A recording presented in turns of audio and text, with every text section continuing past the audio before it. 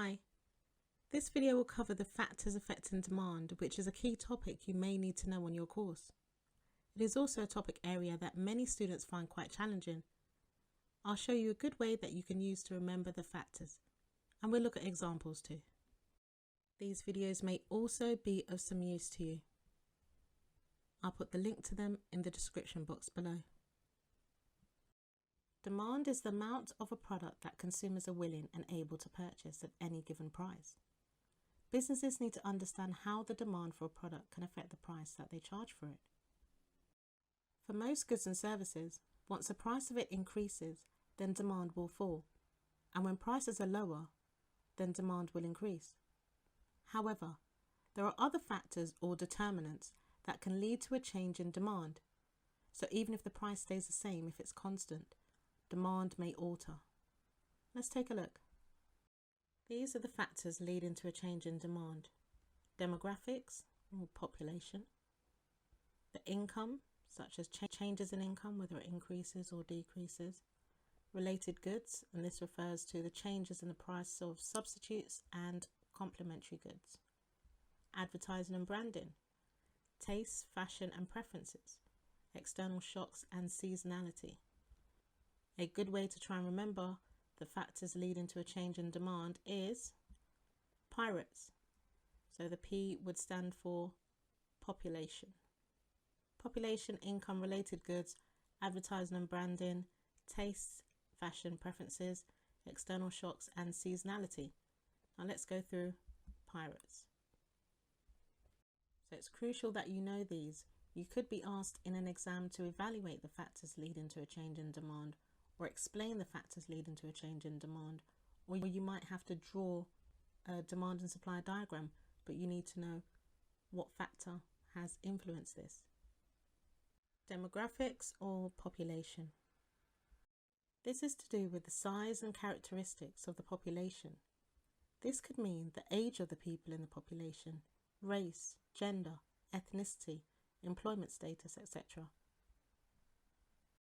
It might be written in your spec as demographics, but for the sake of remembering pirates, we'll use population. As the population increases, this will cause an increase in demand. As the population ages, there will be more of a demand for goods and services that support the elderly, such as stair lifts, retirement homes, personal shopping services, and also there'll be more of a demand for healthcare. Another example is the fact that there are more females in the US than males. So it can be assumed that there will be more of a demand for female footwear than for male footwear.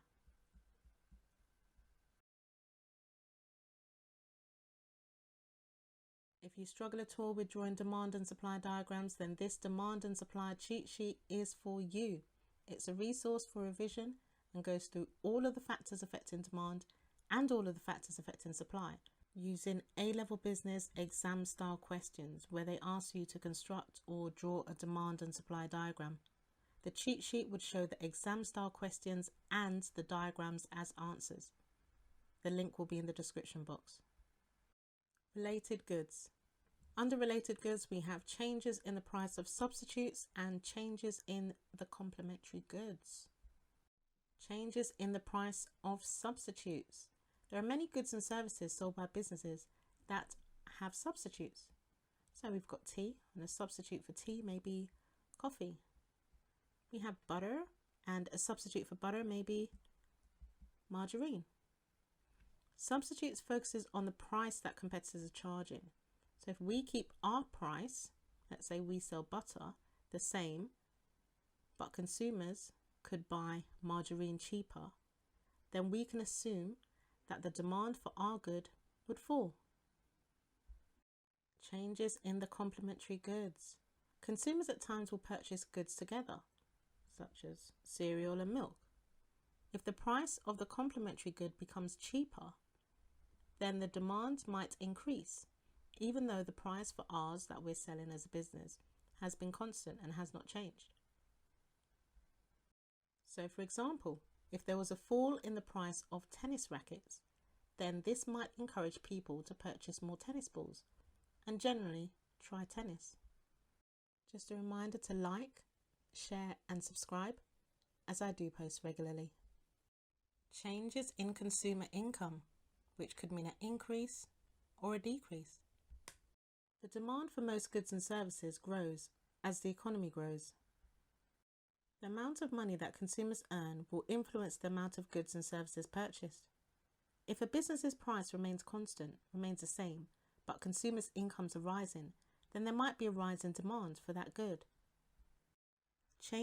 If wages and salaries increase, this might impact on the amount of holidays purchased and trips to the cinema. These are classed as normal goods.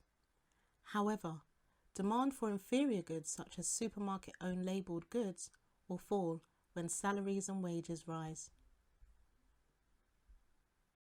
Tastes, fashions, and preferences.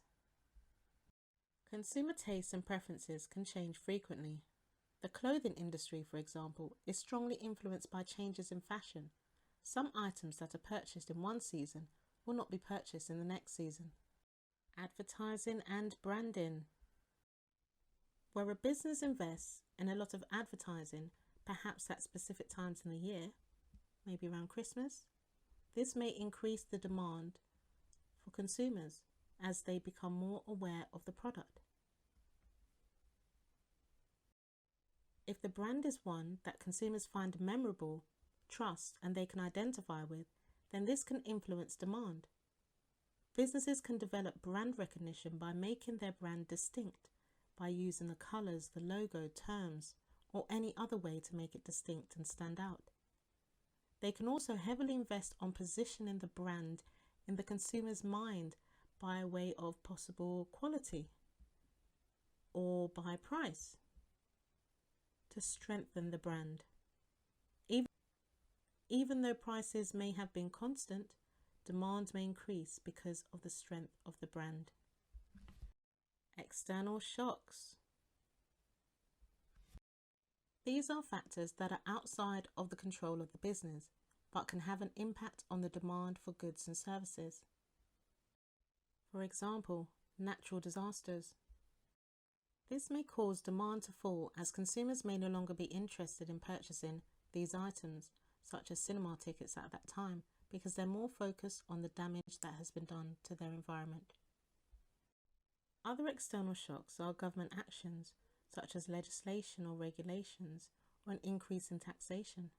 It could also be a new established competitor that has entered the market. This may cause demand to fall for a business's product, even though that their prices have remained constant. Seasonality.